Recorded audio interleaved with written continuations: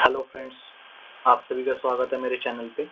आज मैं आपको बताने वाला हूँ कि लोग अपने बड़े-बड़े लॉसेस कर लेते हैं, फिर इंतज़ार करते हैं फिर लॉस को कवर होने का। तो ये सब का रीज़न क्या होता है कि ऐसा क्यों है कि आपको अपने जल्द से जल्द लॉसेस को कट करना सीखना चाहिए। तो मेन रीज़न क्या है कि लोग अपना लॉस करते हैं क्योंकि वो अपना लॉस एक्सेप्ट नहीं करते हैं। डिफाइन करता हूँ, सपोज़ किसी का पोर्टफोलियो में लॉस ₹1000 है। अब उसे वो अपना लॉस एक्सेप्ट नहीं है। उसे चाहिए कि नहीं, अगर मैंने एचसीएल खरीदा है और वो ₹1000 माइनस में चल रहा है तो मैं उसे जब बेचूंगा जब वो मेरे ₹1000 वापस कर देगा। सपोज मैंने यहाँ हाई देखना कि ₹1100 सॉरी ₹1000 पे अगर मैंने ये स्टॉक खरीदा था और वो 8 जुलाई से 15 जुलाई तक मतलब 7 दिन में 120 पॉइंट गिर गया। 877 का इसका लो है।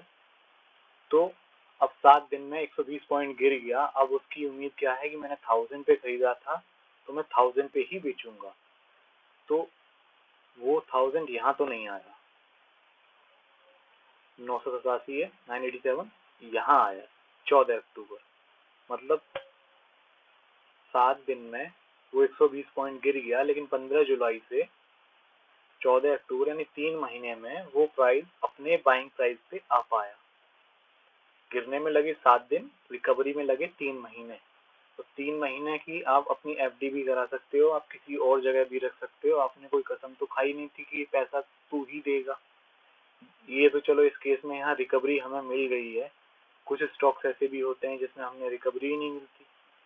अगर कोई स्टॉक 775 पे किसी ने खरीद रखा है, यहाँ पे 75 से खरीदते 775, तो वो आज तक 775 पे नहीं आया। अक्टूबर 2021 पे खरीदा होगा, साल से ऊपर हो गया है, वो बाइंग प्राइस पे नहीं आया है। तो एक साल में तो आपकी एफडी भी 5% दे दी थी। तो आप स्टॉक मार्केट में क्यों आए थे? अपने लॉसेस को देखने के लिए कि एक साल से आप अपने अमर राजा बैटरी अगर आपने ले रखा है तो एक साल से आप उसे माइनस में ही देख रहे हैं और एक साल से ऊपर हो गया है, वो 575 पे है, वो नीचे है, उस रेंज में भी नहीं है। यहाँ भले ही एक गोल्डन क्रॉसओवर बना है कि हाँ आपको बाइंग अपॉर्चुनिटी मिलती है, लेकिन उनका क्या जिसने यहाँ खरीद रखा था। यहाँ तो फ्रेश बायर एंट्री लेंगे अपने प्राइस पे, क्रॉसओवर हुआ था, फ्रेश बाइंग लेंगे, वहाँ यहाँ लोग प्रॉफिट कमाएंगे और ये वाले लोग अपना लॉसेस को कवर होते हुए देखेंगे। अब रीजन एक और है, लोगों के मन का लालच की लॉसेस एक्सेप्ट नहीं है। जब स्टॉक गिरता है तो बहुत क्विक तरीके से गिरता है, मतलब उठने में तो जैसे यही एचसीएल का एग्जांपल देखा कि गिर तो 7 दिन में गया उतना, लेकिन उठने में 3 महीने लगाए। रीजन कि अब इस शीट को देखो कि अगर आपका कोई स्टॉक 10% गिर जाता है एक दिन में या कभी भी 10% गिर जाता है, ओवरऑल आपने ₹100 पे लिया था, 10% गिर गया, तो उसे वापस रिकवर होने में 11% ऊपर आना पड़ेगा, तब जाके वो आपकी बाइंग कॉस्ट पे आएगा। एक कैलकुलेटर आप यूज कर सकते हो इस चार्ट को अज्यूम करके।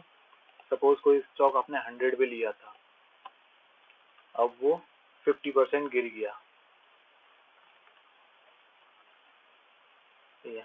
तो आपके पास कितना बचा? अमाउंट 50 पर ₹100 का स्टॉक अगर 50% गिर गया तो आपकी कॉस्ट बची ₹50। अब ₹50 को वापस 100 जाने पे कितने का गेन चाहिए? आपको गेन चाहिए 100% का। अगर कोई स्टॉक आपका 100 पे था, 80% गिर गया यानी ₹80 गिर गया, अब वो बचा ₹20 का। वापस उसे ₹100 आने पे 400% की ग्रोथ चाहिए।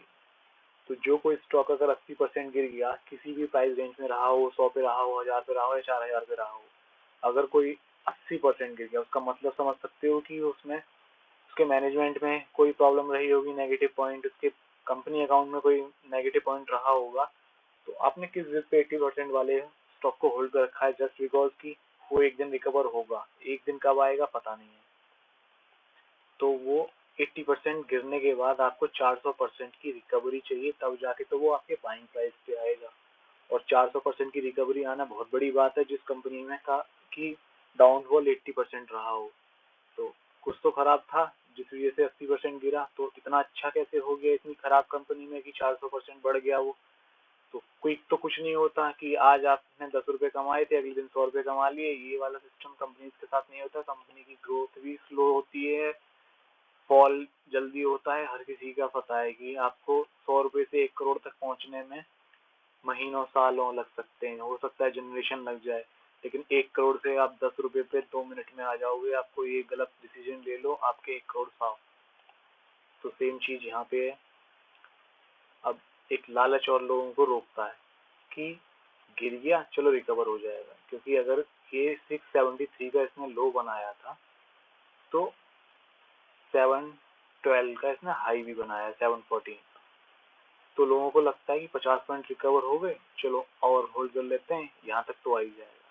फिर नहीं रुका, फिर और गिर गया, फिर यहाँ से रिकवरी स्टार्ट हुई, फिर लोगों को लगता है चलो अब ऊपर जाना शुरू होगा, फिर एक और डाउनफॉल, फिर एक अप मूव आई, लोगों को होप जागी कि नहीं अब तो प्रीवियस हाई को भी काट दिया, चलो अब रिकवर हो जाएगा। फिर डाउनफॉल, फिर डाउनफॉल, फिर डाउनफॉल। 750 से 771 का स्टॉक 775 का 450 रह गया। तो किस होप में इस 8-10 महीने आप स्टॉक रोक लेते हो? तो मत रोको, एक एसएल डिसाइड करो।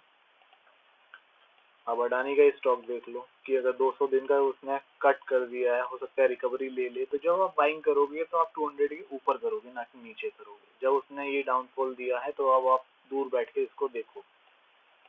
आपको लेना जब था जब उसने क्रॉसओवर दिया था 200 दिन से, 200 200 EMA के ऊपर क्रॉसओवर मिला था 50 डेज को, यहाँ मिला था 13 अगस्त 2020 को। आप जब तक चाहे इसने 50 डेज को टच तक नहीं किया,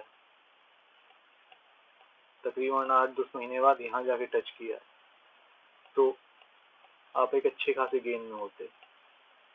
तो जो 204 रुपए से आपने अगर एसएल भी हिट कराया पिंक लाइन पे तो 1299 होता है। 250 से आपने 400, तकरीबन 400% का तो आराम से ग्रोथ बनाई है। तो आप अपने लॉसेस को जितना जल्दी हो सके काटो, कोई इशू नहीं है। नीचे चला गया ठीक है, ऊपर चला जाएगा फिर खरीद लेंगे। फिर एसएल हिट हुआ, ये एक और बताऊंगा मैं स्ट्रेटेजी की। एसएल हिट होना कोई गलत बात नहीं है, क्योंकि ये वीडियो लंबी हो जाएगी अगर मैं यहाँ बता दूंगा। एक नेक्स्ट सेपरेट वीडियो बना दूंगा कि एसएल हिट होना जरूरी है, मतलब सॉरी जरूरी इसलिए है कि आपको अपने लॉसेस को बचाना है। लेकिन एसएल हिट होना कोई इंसल्ट वाली बात नहीं है। आपका आज 1000 रुपये लॉस था, आपने एसएल हिट करके निकल गए, हो सकता है आपका 10,000 भी लॉस हो जाता, 50,000 भी हो जाता। उनका क्या होगा जो इतने 30-50% लॉस में रहे थे? वो भी तो 1 लाख के वाले 50,000 रुपये लेके बैठे होंगे, तो उससे क्या फायदा? जिसका शुरू में 1,000-2,000 का लॉस हो गया था यहाँ पे, उसको वहीं निकल जाता तो 80,000-50,000 का लॉस नहीं देखना पड़ता। अब जो यहाँ से एंट्री लेंगे वो प्रॉफिट कमाएंगे, यहाँ वाले इंतजार करेंगे लॉस को रिकवर करने का। तो यस बैंक वालों के साथ सेम चीज, होप में जी रहे हैं। किसी ने अगर पकड़ के बैठ गया हो, वो 200-250 का प्राइस गिरना स्टार्ट हुआ था, यहाँ पे भी 87 था, यहाँ से उसने गिरना स्टार्ट किया, 200 को उसने कट किया, एक बार ऊपर गया था और उसने शायद पहले से ही गिरना शुरू किया। हाँ, उसने यहाँ से कट स्टार्ट किया। हम चलो उसको छोड़ो, हम यहीं से लेते हैं। कोई अगर 255 दिखा रहा है, वो 250 से किसी ने होल्ड कर रखा है कि आज नहीं तो कल रिकवर होगा। कब से? 25 अप्रैल 2019 से। तो 2023 चल रहा है, तो 3 साल से कोई लेके बैठा हुआ है इस होप में कि रिकवर होगा। तो मुझे तो नहीं लगता कि 17 वाला स्टॉक 250 रुपये जाएगा। अगले 4-5 सालों में चला जाए कोई बात नहीं, लेकिन 4-5 साल तक की अगर आपने 1 लाख रुपए लगा रखे हैं, 4-5 साल की एफडी 5% के रेट से भी लगा लो तो क्या होती है? आपका अपना पैसा है, आपने कमाया हुआ है, आपको पूरा राइट है उसे डुबाने का, लुटाने का, खर्च करने का। पर इस तरह की बेवकूफ़ी जो आंखों के सामने दिख रही है कि हाँ एसएल हिट हो रहा है और फिर भी जिद पे अड़े हुए हो कि नहीं हम रुकेंगे, तो किसके लिए रुकोगे? यहाँ मुझे तो नहीं लगता कि आप 1 लाख रुपए अगर 5 लाख रुपए भी लेके बैठे हुए हो और आपका पोर्टफोलियो अगर 1 लाख लेके बैठे हो, 80,000 डूब जाते हैं, तो फिर आपकी होप बचेगी कि आप कभी स्टॉक खरीद पाओ? मुझे तो नहीं लगता। आप शेयर मार्केट की तरफ देखोगे नहीं, कहो तो यही कहोगे गैम्बलिंग थी। सामने दिखते हुए भी आप नहीं निकले, 1000 रुपए के लॉस पे आप नहीं निकले, क्योंकि आपसे अपना लॉस एक्सेप्ट नहीं हो रहा था। वो 1000 रुपए का लॉस तो एक्सेप्ट नहीं हुआ, लेकिन अब 10,000 50,000 का लॉस आप खुशी खुशी एक्सेप्ट कर रहे हो कि ठीक है, गिर गया कोई बात नहीं, अब हम 2 साल तक 4 साल तक कभी तो बढ़ेगा। तो मच बेटर आप पहले स्टेप पे ही आप अपने लॉस को एक्सेप्ट कर लो। 1,500 रुपए का लॉस है या कुछ भी है, 50 डेज के टच पे निकल जाओ या 200 के डाउन क्लोज होते ही प्राइस 200 दिन के नीचे क्लोज होते ही आप निकल जाओ। इसके बाद तो कोई रह कुछ नहीं बचता कि आपकी, यही देखो कि 200 दिन के बाद कुछ नहीं रह जाता किसी भी कंपनी में। कहीं भी देखोगे, जैसे ही 200 दिन से प्राइस नीचे गया तो वो ऊपर नहीं गया है, ऊपर जाएगा तो ले लेना, नहीं जा रहा है तो क्यों लेना। एक स्टॉक थोड़ी है, 4,500 से ऊपर स्टॉक्स हैं, उनको जाके ट्रेड करो। तो आप अपना डिसीजन खुद लो। मेरे मानने में तो यही है कि आप जितना जल्दी अपने लॉसेस को एक्सेप्ट करो तो इतना नहीं आपको झेलना पड़ेगा। 20% पे 10% पे कहीं तो निकल जाओ। इतने बड़े बड़े लॉसेस लेके क्या फायदा कि नहीं, हम लॉस एक्सेप्ट नहीं करेंगे पर हम लॉस करेंगे। लॉस करना मंजूर है कि 50,000 का लॉस लेके बैठे हुए हैं, लेकिन शुरू में हमने 10,000 रुपये 10,000 रुपये का हमने लॉस एक्सेप्ट नहीं किया। तो चॉइस आपकी है, आपको लॉस करना है या लॉस एक्सेप्ट करना है।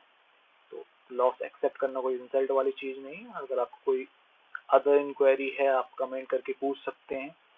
अगर आपको कोई फ्रेंड है जो जिद पे अड़ा रहता है कि नहीं मैं स्टॉक होल्ड करूंगा, आज नहीं तो कल रिकवर हो जाएगा, तो उसे बता देना स्टॉक गिरेगा महीने भर में लेकिन रिकवर होगा 2-3 साल 5 साल में। बहुत लकी रहोगे तुम यार, मार्केट बहुत अच्छी हुई तो महीने भर का गिरा हुआ स्टॉक 2-4 महीने में 6 महीने में रिकवर हो गया, बहुत बड़ी बात है। वो कोरोना था 2020 का जिसमें 60-70% 80% तक स्टॉक गिर गए और अगले 4-6 महीने में रिकवर हो गए। तो ये इतना बड़ा डाउनफॉल होता है, तो वो भी वर्ल्ड वाइड मार्केट में, तो आप होप रख सकते हो, वो भी अच्छे स्टॉक से, खराब से नहीं। और नॉर्मल मार्केट चल रही हो, जो कोई पैनिक सेलिंग नहीं हुई है, फिर तो आपको अपने एसएल पे निकलना होगा। हर केस में आपको अपने एसएल पे निकलना है। एक सर्टेन पॉइंट आप डिसाइड करो कि इसके बाद आप मैं कोई स्टॉक होल्ड नहीं करूंगा, तब तो आप अपनी कैपिटल बचा पाओगे। नहीं तो आपकी बड़ी से बड़ी अमाउंट, चाहे 1 लाख रुपए हो या 1 करोड़ रुपए हो, अगर आप एसएल मेंटेन नहीं करते हो तो वो 1 करोड़ 1 रुपए भी बन सकती है। ये चॉइस आपकी रही। And goodbye. अब मैं आपको एक नई वीडियो लेके आऊंगा रिस्क मैनेजमेंट से रिलेटेड, तो आप डिसाइड कर पाओगे कि एसएल हिट होना कोई गलत बात नहीं है। बाय।